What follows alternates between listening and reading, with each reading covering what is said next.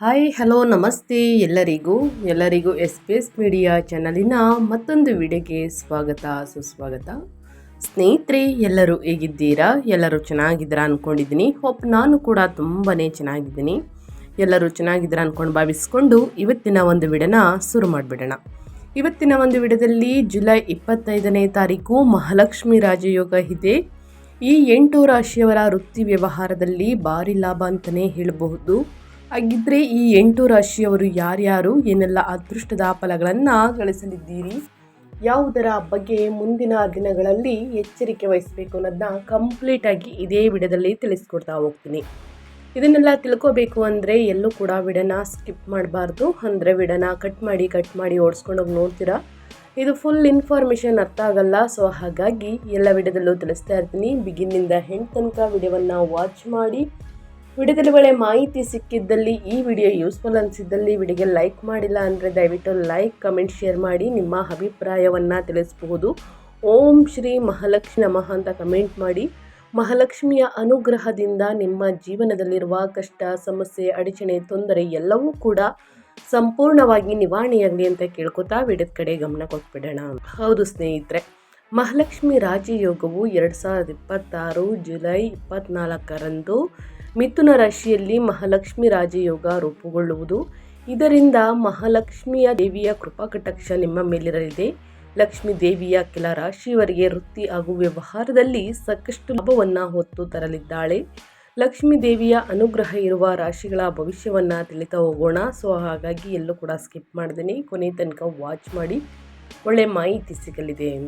ಜ್ಯೋತಿಷ್ಯ ಶಾಸ್ತ್ರದಲ್ಲಿ ಮಂಗಳನನ್ನ ಗ್ರಹಗಳ ಅಧಿಪತಿ, ಧೈರ್ಯ ಹಾಗೂ ಶಕ್ತಿಯ ಸಂಕೇತವೆಂದು ಪರಿಗಣಿಸಲಾಗುತ್ತದೆ. ಇದು ವ್ಯಕ್ತಿಯಲ್ಲಿ ಸಾಹಸ ಮತ್ತು ಹೋರಾಟದ ಗುಣವನ್ನು ಹೆಚ್ಚಿಸುವುದು. ಸಾಮಾನ್ಯವಾಗಿ ಮಂಗಳ ಒಂದು ರಾಶಿಯಲ್ಲಿ 45 ದಿನಗಳ ಕಾಲ ಸಂಚಾರವನ್ನು, ಇದರ ಗತಿ ಸಂಭವಿಸಿದಾಗ ಈ ಅವಧಿ ಮತ್ತಷ್ಟು ಹೆಚ್ಚಾಗಬಹುದು. ಇನ್ನು 9 ಗ್ರಹಗಳಲ್ಲಿ ಚಂದ್ರನು ಅತ್ಯಂತ ವೇಗವಾಗಿ ಚಲಿಸುವಂತಹ ಗ್ರಹ. ಈ ಚಂದ್ರನ ಮನಸ್ಸಿನಲ್ಲಿ ಅಂಶವೆಂದು ಸ್ನೇಹಿತರೆ ಪರಿಗಣಿಸಲಾಗುತ್ತದೆ. ಇದು ಕಟಕದಲ್ಲಿ ಅಧಿಪತಿಯು ಕೂಡ ಆಗಿದೆ. ಇನ್ನು ಚಂದ್ರ ಒಂದು ರಾಶಿಯಲ್ಲಿ 2.5 ದಿನಗಳವರೆಗೆ ಸಂಚಾರವನ್ನು ಮಾಡುತ್ತಾನೆ. ಚಂದ್ರನು ಕಡಿಮೆ ದಿನಗಳಲ್ಲಿ ತನ್ನ ರಾಶಿಯನ್ನು ಬದಲಾಯಿಸುವುದರಿಂದ ಅದು ಹೆಚ್ಚಾಗಿ ಇತರ ಗ್ರಹಗಳೊಂದಿಗೆ ಸೇರಿ ಶುಭ ಮತ್ತು ಅಶುಭ ಯೋಗಗಳನ್ನು ಸೃಷ್ಟಿಸುತ್ತಲೇ ಇರುತ್ತದೆ. ಅಂತಹ ಯೋಗಗಳ ಪ್ರಭಾವವು 12 ರಾಶಿಯವರೆಗಿನ ಎಲ್ಲ ರಾಶಿಗಳ ಜೀವನದಲ್ಲಿ ಕಂಡುಬರುತ್ತದೆ. ಈ ರೀತಿಯಾಗಿ ಜುಲೈ 24ರಂದು ಚಂದ್ರನು ಮಿಥುನ ರಾಶಿಯನ್ನು ಪ್ರವೇಶಿಸುತ್ತಾನೆ. ಇನ್ನು ಸ್ನೇಹಿತರೆ, ಗ್ರಹಗಳ ಅಧಿಪತಿ ಎಂದು ಪರಿಗಣಿಸಲಾದಂತಹ ಮಂಗಳ ಮಿಥುನ ರಾಶಿಯಲ್ಲಿ ಪ್ರಯಾಣಿಸುವುದು. ಹೀಗೆ ಮಂಗಳ ಮತ್ತು ಚಂದ್ರನ ಸಂಯೋಜನೆಯಿಂದಾಗಿ ಮಿಥುನ ರಾಶಿಯಲ್ಲಿ ಶುಭ ಮಹಾಲಕ್ಷ್ಮಿ ರಾಜಯೋಗ ರೂಪುಗೊಳ್ಳುವುದು. ಈ ರಾಜಯೋಗದ ಪ್ರಭಾವ ಎಲ್ಲ 12 ರಾಶಿಗಳ ಜೀವನದಲ್ಲಿ ಕಂಡುಬಂದರೂ ಕೆಲವು ರಾಶಿಗಳು ಮಹಾಲಕ್ಷ್ಮಿಯ ಆಶೀರ್ವಾದದೊಂದಿಗೆ ಈ ಶುಭಯೋಗದಿಂದಾಗಿ ಉತ್ತಮ ಆರ್ಥಿಕ ಪ್ರಯೋಜನಗಳನ್ನು ಪಡೆಯುತ್ತವೆ. ಹಾಗಾದರೆ ಮಿಥುನ ರಾಶಿಯಲ್ಲಿ ರೂಪುಗೊಳ್ಳುವಂತಹ ಮಹಾಲಕ್ಷ್ಮಿ ರಾಜಯೋಗದಿಂದ ಯಾವ ರಾಶಿಯವರಿಗೆ ಅದೃಷ್ಟ ಕೂಡಿ ಬರಲಿದೆ ಅನ್ನೋದನ್ನ ನೋಡ್ತಾ ಹೋಗೋಣ. ಮೊದಲನೇದಾಗಿ ವೃಷಭ ರಾಶಿಯವರಿಗೆ. ವೃಷಭ ರಾಶಿಯವರ ಬಾಳಲ್ಲಿ ಅದೃಷ್ಟದ ಬಿರುಗಾಳಿ ಬೀಸಲಿದೆ. ಜುಲೈ 24ರಂದು ಮಂಗಳ ಹಾಗೂ ಚಂದ್ರ 2ನೇ ಮನೆಯಲ್ಲಿ, ನಿಮ್ಮ 2ನೇ ಮನೆ ಅಂದರೆ ಧನಸ್ಥಾನದಲ್ಲಿ ಒಂದಾಗಲಿದ್ದಾರೆ. ಈ ಸ್ಥಾನದಲ್ಲಿ ಮಹಾಲಕ್ಷ್ಮಿ ರಾಜಯೋಗ ರೂಪುಗೊಳ್ಳುವುದು ಅತ್ಯಂತ ಮಂಗಳಕರ. ಇದೇ ಜುಲೈ 24ರಿಂದ ಸ್ನೇಹಿತರೆ, ಜುಲೈ 24ರಿಂದ ಜುಲೈ 30ರವರೆಗೆ ವೃಷಭ ರಾಶಿಯವರು ಮಾಡುವಂತಹ ಕಾರ್ಯದಲ್ಲಿ ಸಾಕಾಗುವಷ್ಟು ಧನಲಾಭವಿರುವುದು. ಲಕ್ಷ್ಮೀ ದೇವಿ ಕೃಪಾ ಕಟಾಕ್ಷದಿಂದ ನಿಮ್ಮೆಲ್ಲ ಕಾರ್ಯಗಳು ಸುಗಮವಾಗಲಿವೆ. ಆದಾಯದ ಹಲವಾರು ಮಾರ್ಗಗಳು ತೆರೆದುಕೊಳ್ಳುವಂತಹ ಸುಸಂದರ್ಭ ಇದಾಗಿದೆ ಅಂತಲೇ ಹೇಳಬಹುದು. ನಿಮ್ಮ ದೀರ್ಘಕಾಲದ ಆಸೆಗಳು ಕೂಡ ಈಡೇರುತ್ತವೆ. ವಿದ್ಯಾರ್ಥಿಗಳು ತಮ್ಮ ಅಧ್ಯಯನದಲ್ಲಿ ಉತ್ತಮ ಫಲಿತಾಂಶಗಳನ್ನು ಪಡೆಯುವರು. ಹಠಾತ್ ಆರ್ಥಿಕ ಲಾಭದ ಲಕ್ಷಣಗಳು ಕೂಡ ಇವೆ. ನಿಮ್ಮ ಆದಾಯದಲ್ಲಿ ಉತ್ತಮ ಬದಲಾವಣೆ ಕಂಡು ಬರಬಹುದು. ಅಲ್ಲದೆ ಸಮಾಜದಲ್ಲಿ ಗೌರವ ಮತ್ತು ಖ್ಯಾತಿ ಕೂಡ ಹೆಚ್ಚಾಗಿ ಮತ್ತೊಬ್ಬರಿಗೆ ಮಾದರಿಯಾಗಿ ಜೀವನ ಸಾಗಿಸುವಿರಿ. ಕೆಲಸ ಮಾಡುವವರಿಗೆ ಈ ಅವಧಿ ತುಂಬ ಒಳ್ಳೆಯದು. ಬಡ್ತಿ ಮತ್ತು ಸಂಬಳ ಹೆಚ್ಚಳವಾಗುವಂತಹ ಸಾಧ್ಯತೆಗಳು ಕೂಡ ಹೆಚ್ಚು. ಆಸ್ತಿ ಸಂಬಂಧಿತ ಸಮಸ್ಯೆಗಳು ಬಗೆಹರಿಯುತ್ತವೆ. ಆತ್ಮವಿಶ್ವಾಸ ಸಾಕಷ್ಟು ಸುಧಾರಣೆ ಕಾಣುವುದು ಅಂತಲೇ ಹೇಳ್ಬೋದು ವೃಷಭ ರಾಶಿಯ ವ್ಯಕ್ತಿಗಳಿಗೆ. ವೃಷಭ ರಾಶಿಯವರು ಏನೆಲ್ಲ ಅದೃಷ್ಟದ ಫಲಗಳನ್ನು ಗಳಿಸಲಿದ್ದೀರಿ, ಯಾವುದರ ಬಗ್ಗೆ ಎಚ್ಚರಿಕೆ ವಹಿಸಬೇಕು ಅನ್ನೋದನ್ನ ಕಂಪ್ಲೀಟಾಗಿ ತಿಳಿಸ್ಕೊಟ್ಟಿದ್ದೀನಿ. ಇನ್ನು ಅದೇ ರೀತಿ ಮುಂದಿನ ರಾಶಿಯವರ ಬಗ್ಗೆ ಹೇಳೋದಾದರೆ ಕಟಕ ರಾಶಿಯವರಿಗೆ. ಕಟಕ ರಾಶಿಯವರ ಕಷ್ಟದ ದಿನಗಳು ದೂರವಾಗಿ ಜೀವನದಲ್ಲಿ ಬರೀ ಸಂತೋಷ ಮಾತ್ರ ನೆಲೆಸುವುದು. ಸುವರ್ಣಕಾಲ ಶುರುವಾಗಲಿದೆ. ಜುಲೈ 24ರಂದು ನಿಮ್ಮ ಜಾತಕದ 11ನೇ ಮನೆಯಲ್ಲಿ ಅಂದರೆ ಲಾಭದ ಸ್ಥಾನದಲ್ಲಿ ಮಹಾಲಕ್ಷ್ಮಿ ಯೋಗ ರೂಪುಗೊಳ್ಳುವುದು. ಈ ಯೋಗ ನಿಮ್ಮ ಜೀವನದ ಆರ್ಥಿಕ ಸ್ಥಿತಿಯನ್ನು ಸಂಪೂರ್ಣವಾಗಿ ಬದಲಾಯಿಸುವುದು.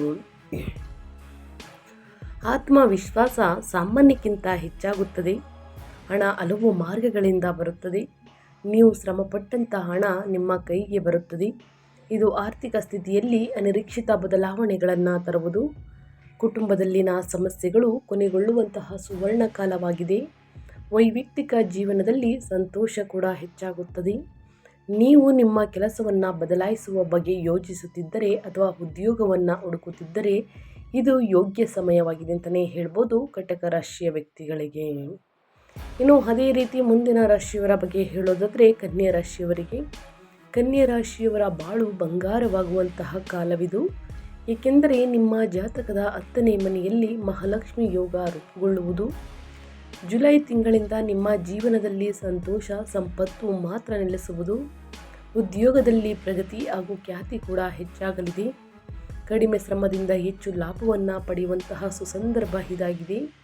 ನೀವು ಈಗಾಗಲೇ ಮಾಡಿರುವಂತಹ ಹೂಡಿಕೆಗಳಿಂದ ನಿಮಗೆ ಉತ್ತಮ ಲಾಭ ಸಿಗಬಹುದು. ನಿಮ್ಮ ನಿರ್ಧಾರ ತೆಗೆದುಕೊಳ್ಳುವ ಕೌಶಲ್ಯಗಳು ಸುಧಾರಿಸುತ್ತವೆ. ಒತ್ತಡ ಕಡಿಮೆಯಾಗಿ ಕೆಲಸದಲ್ಲಿ ನಿಮ್ಮ ಹೊಸ ಯೋಜನೆಗಳು ಸಾಕಷ್ಟು ಮೆಚ್ಚುಗೆ ಮನ್ನಣೆ ತಂದುಕೊಡಲಿವೆ. ಇದರಿಂದ ನಿಮಗೆ ಮನಸ್ಸಿನಲ್ಲಿ ಶಾಂತಿ ಸಿಗುತ್ತದೆ ಅಂತಲೇ ಹೇಳ್ಬೋದು ಕನ್ಯಾ ರಾಶಿಯ ವ್ಯಕ್ತಿಗಳಿಗೆ. ಕನ್ಯಾ ರಾಶಿಯ ವ್ಯಕ್ತಿಗಳಿಗೆ ಸ್ನೇಹಿತರೆ, ಮಹಾಲಕ್ಷ್ಮಿ ರಾಜಯೋಗವು ರೂಪುಗೊಂಡು ಅಗಾಧ ಸಂಪತ್ತು ನೀಡುವುದು. ನಿಮ್ಮ ಶ್ರಮ ನಿಮ್ಮ ಜಾಣ್ಮೆಗೆ ಮೆಚ್ಚಿ ಉದ್ಯೋಗದ ಸ್ಥಳದಲ್ಲಿ ಉನ್ನತ ಸ್ಥಾನ ನೀಡಬಹುದು. ಹಣ ಸಂಪಾದಿಸಲು ಹಲವಾರು ಮಾರ್ಗಗಳು ತೆರೆದುಕೊಳ್ಳುತ್ತವೆ. ನಿಮ್ಮ ಹಣಕಾಸಿನ ಸ್ಥಿತಿ ನಿಧಾನವಾದರೂ ಗಟ್ಟಿಯಾಗಿ ಸುಧಾರಿಸುವುದು. ಇದು ದೀರ್ಘಕಾಲದ ಆರ್ಥಿಕ ಚಿಂತೆಯನ್ನು ದೂರ ಮಾಡುವಂತಹ ಸುದಿನವಾಗಿದೆ ಅಂತಲೇ ಹೇಳಬಹುದು. ನೀವು ಇಲ್ಲಿವರೆಗೂ ಎದುರಿಸುತ್ತಿರುವಂತಹ ಒತ್ತಡಗಳು ಕಡಿಮೆಯಾಗುತ್ತವೆ ಮತ್ತು ನಿಮ್ಮ ಮಾನಸಿಕ ಆರೋಗ್ಯವು ಸುಧಾರಿಸುತ್ತದೆ. ಕೆಲಸ ಮಾಡುವವರು ಕಚೇರಿಯಲ್ಲಿ ಉತ್ತಮ ಪ್ರಗತಿಯನ್ನು ಕಾಣುತ್ತಾರೆ. ಒಟ್ಟಾರೆಯಾಗಿ ಕನ್ಯಾ ರಾಶಿಯವರು ಏನೆಲ್ಲ ಅದೃಷ್ಟದ ಫಲಗಳನ್ನು ಗಳಿಸಲಿದ್ದೀರಿ, ಯಾವುದರ ಬಗ್ಗೆ ಎಚ್ಚರಿಕೆ ವಹಿಸಬೇಕು ಅನ್ನೋದನ್ನ ಕಂಪ್ಲೀಟಾಗಿ ತಿಳಿಸ್ಕೊಟ್ಟಿದ್ದೀನಿ. ಇನ್ನು ಮುಂದಿನ ರಾಶಿಯವರ ಬಗ್ಗೆ ಹೇಳೋದಾದರೆ ಮೀನರಾಶಿಯವರಿಗೆ. ಮೀನರಾಶಿಯವರು ಏನೆಲ್ಲ ಅದೃಷ್ಟದ ಫಲಗಳನ್ನು ಗಳಿಸಲಿದ್ದೀರಿ ಅಂದರೆ, ಮೀನರಾಶಿಯವರಿಗೆ ಸ್ನೇಹಿತರೆ, ಜುಲೈ 24ರಿಂದ ಮಹಾಲಕ್ಷ್ಮಿ ರಾಜಯೋಗ ರೂಪುಗೊಳ್ಳುವುದು. ಈ ಯೋಗದಿಂದ ಮೀನರಾಶಿಯವರಿಗೆ ಅದೃಷ್ಟದ ಸಮಯ ಶುರುವಾಗುವಂತಹ ಸಮಯ ಸನಿಹವಿದೆ. ಯಾಕೆಂದರೆ ನಿಮ್ಮ ಜಾತಕದ 4ನೇ ಮನೆಯಲ್ಲಿ ಮಹಾಲಕ್ಷ್ಮಿ ಯೋಗ ರೂಪುಗೊಳ್ಳುವುದು. ಇದು ನಿಮ್ಮೆಲ್ಲ ಆರ್ಥಿಕ ಕಷ್ಟಗಳಿಗೆ ಪರಿಹಾರ ನೀಡುವಂತಹ ಸಮಯವಾಗಿದೆ. ಹಿಂದೆ ಮಾಡಿದ ಸಾಲಗಳನ್ನು ಈ ಸಮಯದಲ್ಲಿ ತೀರಿಸುವಿರಿ. ಮನೆಯಲ್ಲಿ ಸಂತೋಷದ ವಾತಾವರಣ ಇರಲಿದೆ. ಕುಟುಂಬಸ್ಥರ ಸಹಕಾರದಿಂದ ನಿಮ್ಮ ಆರ್ಥಿಕ ಪರಿಸ್ಥಿತಿ ಉತ್ತಮವಾಗಿರುತ್ತದೆ. ಆತ್ಮವಿಶ್ವಾಸ ಬೆಳೆಯುತ್ತಾ ಸಾಗಲಿದೆ.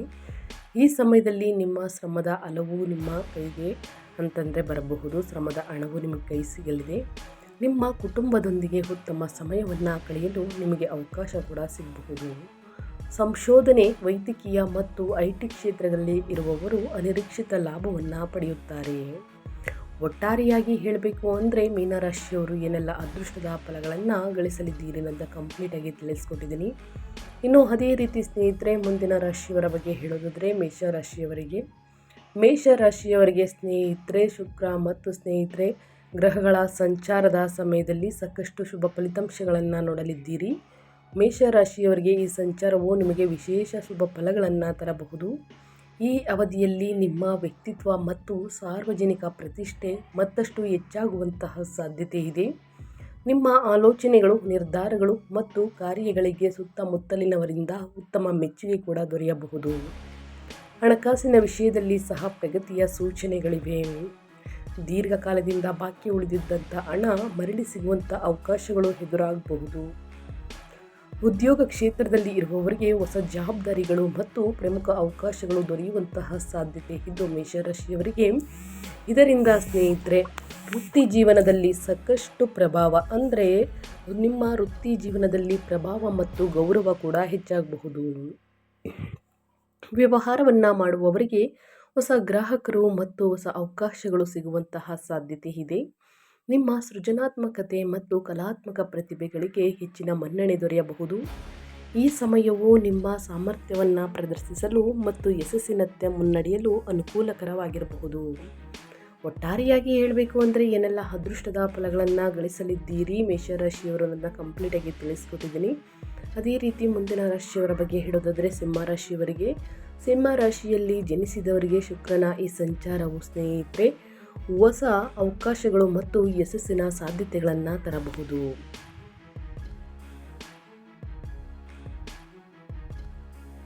ಎಂದು ಜ್ಯೋತಿಷ್ಯದಲ್ಲಿ ನಂಬಲಾಗಿದೆ. ಈ ಸಮಯದಲ್ಲಿ ನಿಮ್ಮ ಪ್ರಭಾವ ಮತ್ತು ನಾಯಕತ್ವದ ಗುಣಗಳು ಮತ್ತಷ್ಟು ಬಲಗೊಳ್ಳಬಹುದು. ನಿಮ್ಮ ಪ್ರತಿಭೆ, ಸಾಮರ್ಥ್ಯ ಮತ್ತು ಕಾರ್ಯಗಳಿಗೆ ಸುತ್ತಮುತ್ತಲಿನವರಿಂದ ಮೆಚ್ಚುಗೆ ಹಾಗೂ ಪ್ರಶಂಸೆ ದೊರೆಯುವಂತಹ ಸಾಧ್ಯತೆ ಇದೆ. ಕುಟುಂಬ ಜೀವನದಲ್ಲಿಯೂ ಸಂತೋಷ ಮತ್ತು ಸಾಮರಸ್ಯದ ವಾತಾವರಣ ಕಂಡುಬರಬಹುದು. ಕುಟುಂಬ ಸದಸ್ಯರೊಂದಿಗೆ ಸಂಬಂಧಗಳು ಉತ್ತಮಗೊಳ್ಳುವಂತಹ ಸಾಧ್ಯತೆ ಇದ್ದು ಆತ್ಮವಿಶ್ವಾಸದಲ್ಲಿ ಹೆಚ್ಚಳವನ್ನು ನೀವು ಅನುಭವಿಸಬಹುದು. ವೈವಾಹಿಕ ಜೀವನದ ದೃಷ್ಟಿಯಿಂದಲೂ ಈ ಅವಧಿ ಅನುಕೂಲಕರವಾಗಿರಬಹುದು. ವಿವಾಹ ಸಂಬಂಧಕ್ಕಾಗಿ ಸೂಕ್ತ ವ್ಯಕ್ತಿಯ ಗಮನ ಸೆಳೆಯುವ ಅವಕಾಶಗಳು ಕೂಡ ಎದುರಾಗಬಹುದು ಮತ್ತು ಸಂಬಂಧಗಳು ಸಕಾರಾತ್ಮಕ ದಿಕ್ಕಿನಲ್ಲಿ ಸಾಗುವಂತಹ ಸಾಧ್ಯತೆ ಇದೆ ಸಿಂಹರಾಶಿಯವರಿಗೆ. ಇನ್ನು ಅದೇ ರೀತಿ ಮುಂದಿನ ರಾಶಿಯವರ ಬಗ್ಗೆ ಹೇಳೋದಾದರೆ ತುಲಾರಾಶಿಯವರಿಗೆ, ತುಲಾರಾಶಿಯವರಿಗೂ ಕೂಡ ಶುಕ್ರನು ಅಧಿಪತಿ ಅಂತಲೇ ಹೇಳ್ಬೋದು. ಅಂದರೆ ಶುಕ್ರನು ತುಲಾರಾಶಿಯ ಅಧಿಪತಿ ಗ್ರಹವಾಗಿರುವುದರಿಂದ ಈ ಸಂಚಾರವು ತುಲಾರಾಶಿಯವರಿಗೆ ವಿಶೇಷವಾಗಿ ಅನುಕೂಲಕರವಾಗಿರಬಹುದು ಎಂದು ಜ್ಯೋತಿಷ್ಯದಲ್ಲಿ ಹೇಳಲಾಗುತ್ತದೆ. ಸ್ನೇಹಿತರೆ, ಈ ಅವಧಿಯಲ್ಲಿ ನಿಮ್ಮ ಆರ್ಥಿಕ ಪರಿಸ್ಥಿತಿ ಸುಧಾರಿಸುವಂತಹ ಸಾಧ್ಯತೆ ಇದ್ದು ಹೂಡಿಕೆಗಳಿಂದ ಉತ್ತಮ ಫಲಿತಾಂಶಗಳನ್ನು ಪಡೆಯುವಂಥ ಅವಕಾಶಗಳು ಕೂಡ ಎದುರಾಗಬಹುದು. ವೈವಾಹಿಕ ಜೀವನದಲ್ಲಿ ಪ್ರೀತಿ, ಹೊಂದಾಣಿಕೆ ಮತ್ತು ಸಾಮರಸ್ಯ ಹೆಚ್ಚಾಗುವಂತಹ ಸಾಧ್ಯತೆ ಇದೆ. ಉದ್ಯೋಗ ಕ್ಷೇತ್ರದಲ್ಲಿ ಇರುವವರಿಗೆ ಹೊಸ ಜವಾಬ್ದಾರಿಗಳು ಮತ್ತು ಪ್ರಗತಿಯ ಅವಕಾಶಗಳು ಕೂಡ ದೊರೆಯಬಹುದು. ಉದ್ಯಮಿಗಳಿಗೆ ವ್ಯವಹಾರ ವಿಸ್ತರಣೆಗೆ ಹೊಸ ಮಾರ್ಗಗಳು ತೆರೆದುಕೊಳ್ಳುವಂತಹ ಸಾಧ್ಯತೆ ಇದೆ. ಇದಲ್ಲದೆ ಬಹುಕಾಲದಿಂದ ಮನಸ್ಸಿನಲ್ಲಿದ್ದ ಪ್ರಯಾಣದ ಆಸೆ ಈಡೇರುವಂಥ ಅವಕಾಶಗಳು ಕೂಡ ಎದುರಾಗಬಹುದು. ಈ ಸಮಯವು ವೈಯಕ್ತಿಕ ಮತ್ತು ವೃತ್ತಿಪರ ಬೆಳವಣಿಗೆಗೆ ಸಹಾಯಕವಾಗಿರಬಹುದು. ಸ್ನೇಹಿತರೆ, ಒಟ್ಟಾರೆಯಾಗಿ ಏನೆಲ್ಲ ಅದೃಷ್ಟದ ಫಲಗಳನ್ನು ತುಲಾರಾಶಿಯವರು ನೋಡಲಿದ್ದೀರಿ ಅನ್ನೋದನ್ನ ಕಂಪ್ಲೀಟಾಗಿ ತಿಳಿಸ್ಕೊಟ್ಟಿದ್ದೀನಿ. ಇನ್ನು ಮುಂದಿನ ರಾಶಿಯವರ ಬಗ್ಗೆ ಹೇಳೋದಾದರೆ ಕುಂಭರಾಶಿಯವರಿಗೆ, ಕುಂಭರಾಶಿಯವರಿಗೆ ನಿಮ್ಮ ರಾಶಿಯ ಅಧಿಪತಿಯಾಗಿರುವಂತಹ ಶನಿ ಗ್ರಹ. ಸ್ನೇಹಿತರೆ, ಶನಿ ಜುಲೈ 27ರಿಂದ ಹಿಮ್ಮೆಟ್ಟುವಿಕೆ ಅದರ ಪ್ರಭಾವವೂ ಕೂಡ ಇದೆ. ಇನ್ನು ಶುಕ್ರನ ಸಂಚಾರ ಕೂಡ ಇದೆ. ಈ ಸಂಚಾರವು ನಿಮಗೆ ವಿಶೇಷ ಶುಭ ಫಲಗಳನ್ನು ತರಬಹುದು. ಕುಂಭರಾಶಿಯ ವ್ಯಕ್ತಿಗಳಿಗೆ ಈ ಅವಧಿಯಲ್ಲಿ ನಿಮ್ಮ ವ್ಯಕ್ತಿತ್ವ ಮತ್ತು ಸಾರ್ವಜನಿಕ ಪ್ರತಿಷ್ಠೆ ಮತ್ತಷ್ಟು ಹೆಚ್ಚಾಗುವಂತಹ ಸಾಧ್ಯತೆ ಇದೆ. ನಿಮ್ಮ ಆಲೋಚನೆಗಳು, ನಿರ್ಧಾರಗಳು ಮತ್ತು ಕಾರ್ಯಗಳಿಗೆ ಸುತ್ತಮುತ್ತಲಿನವರಿಂದ ಉತ್ತಮ ಮೆಚ್ಚುಗೆ ದೊರೆಯಬಹುದು. ಹಣಕಾಸಿನ ವಿಷಯದಲ್ಲಿ ಸಹ ಪ್ರಗತಿಯ ಸೂಚನೆಗಳಿವೆ. ದೀರ್ಘಕಾಲದಿಂದ ಬಾಕಿ ಉಳಿದಿದ್ದಂಥ ಹಣ ಮರಳಿ ಸಿಗುವಂಥ ಅವಕಾಶಗಳು ಎದುರಾಗಬಹುದು. ಉದ್ಯೋಗ ಕ್ಷೇತ್ರದಲ್ಲಿ ಇರುವವರಿಗೆ ಹೊಸ ಜವಾಬ್ದಾರಿಗಳು ಮತ್ತು ಪ್ರಮುಖ ಅವಕಾಶಗಳು ದೊರೆಯುವಂತಹ ಸಾಧ್ಯತೆ ಇದ್ದು ಇದರಿಂದ ವೃತ್ತಿ ಜೀವನದಲ್ಲಿ ಪ್ರಭಾವ ಮತ್ತು ಗೌರವ ಹೆಚ್ಚಾಗಬಹುದು. ವ್ಯವಹಾರ ಮಾಡುವವರಿಗೆ ಹೊಸ ಗ್ರಾಹಕರು ಮತ್ತು ಹೊಸ ಅವಕಾಶಗಳು ಸಿಗುವಂತಹ ಸಾಧ್ಯತೆ ಇದೆ. ನಿಮ್ಮ ಸೃಜನಾತ್ಮಕತೆ ಮತ್ತು ಕಲಾತ್ಮಕ ಪ್ರತಿಭೆಗಳಿಗೆ ಹೆಚ್ಚಿನ ಮನ್ನಣೆ ದೊರೆಯಬಹುದು. ಈ ಸಮಯವು ನಿಮ್ಮ ಸಾಮರ್ಥ್ಯವನ್ನು ಪ್ರದರ್ಶಿಸಲು ಮತ್ತು ಯಶಸ್ಸಿನತ್ತ ಮುನ್ನಡೆಯಲು ಅನುಕೂಲಕರವಾಗಿದೆ. ಒಟ್ಟಾರೆಯಾಗಿ ಹೇಳಬೇಕು ಅಂದರೆ ಸ್ನೇಹಿತರೆ, ಏನೆಲ್ಲ ಅದೃಷ್ಟದ ಫಲಗಳನ್ನು ಗಳಿಸಲಿದ್ದೀರಿ, ಯಾವುದರ ಬಗ್ಗೆ ಎಚ್ಚರಿಕೆ ವಹಿಸಬೇಕು ಅನ್ನೋದನ್ನ ಕಂಪ್ಲೀಟಾಗಿ ತಿಳಿಸ್ಕೊಟ್ಟಿದ್ದೀನಿ. ಮಹಾಲಕ್ಷ್ಮಿ ರಾಜಯೋಗದಿಂದ ಈ 8 ರಾಶಿಯವರ ವೃತ್ತಿ ವ್ಯವಹಾರದಲ್ಲಿ ಭಾರಿ ಧನಲಾಭ ಎಂದು ಕೂಡ ತಿಳಿಸಿದೆ ಸ್ನೇಹಿತರೆ. ಅದೇ ರೀತಿ ಏನೆಲ್ಲ ಅದೃಷ್ಟದ ಫಲಗಳನ್ನು ಗಳಿಸಲಿದ್ದೀರಿ ಅನ್ನೋದನ್ನ ಕಂಪ್ಲೀಟಾಗಿ ತಿಳಿಸ್ಕೊಟ್ಟಿದ್ದೀನಿ. ಇವತ್ತಿನ ಒಂದು ವಿಡಿಯೋದಲ್ಲಿ ಒಳ್ಳೆಯ ಮಾಹಿತಿ ಸಿಕ್ಕಿದ್ದಲ್ಲಿ, ಈ ವಿಡಿಯೋ ಯೂಸ್ಫುಲ್ ಅನಿಸಿದ್ದಲ್ಲಿ ವಿಡಿಯೋಗೆ ಲೈಕ್ ಮಾಡಿಲ್ಲ ಅಂದರೆ ದಯವಿಟ್ಟು ಲೈಕ್ ಮಾಡಿ. ಸಬ್ಸ್ಕ್ರೈಬ್ ಆಗಿಲ್ಲ ಅಂದರೆ SPS ಮೀಡಿಯಾಗೆ ಸಬ್ಸ್ಕ್ರೈಬ್ ಆಗಿ. ಇದೇ ರೀತಿ ನಿಮ್ಮ ರಾಶಿ ಭವಿಷ್ಯವನ್ನು ತಿಳಿಸ್ಕೊಡ್ತಾ ಹೋಗ್ತೀನಿ. ಯಾರೆಲ್ಲ ಸಬ್ಸ್ಕ್ರೈಬ್ ಮಾಡಿಕೊಂಡು ಪ್ರತಿನಿತ್ಯ ವಿಡಿಯೋ ವಾಚ್ ಮಾಡಿದ್ದೀರಾ ಅಂಥವರಿಗೆ ಥ್ಯಾಂಕ್ ಯು ಸೋ ಮಚ್ ಅಂತ ಹೇಳ್ತಾ, ನಿಮಗೂ ಮತ್ತು ನಿಮ್ಮ ಕುಟುಂಬಕ್ಕೆ ತುಂಬಾ ಒಳ್ಳೆಯದಾಗಲಿ. ಶುಕ್ರ ಬಲ, ಶನಿ ಬಲ, ಗುರು ಬಲ ಎಲ್ಲ ಕೂಡ ಇರಲಿ ಅಂತ ಹೇಳ್ತಾ ಮತ್ತೊಂದು ವಿಡಿಯೋ ಜೊತೆ ಮತ್ತೊಂದು ಹೊಸ ಭವಿಷ್ಯದಲ್ಲಿ ಸಿಗ್ತೀನಿ. Thank you for watching.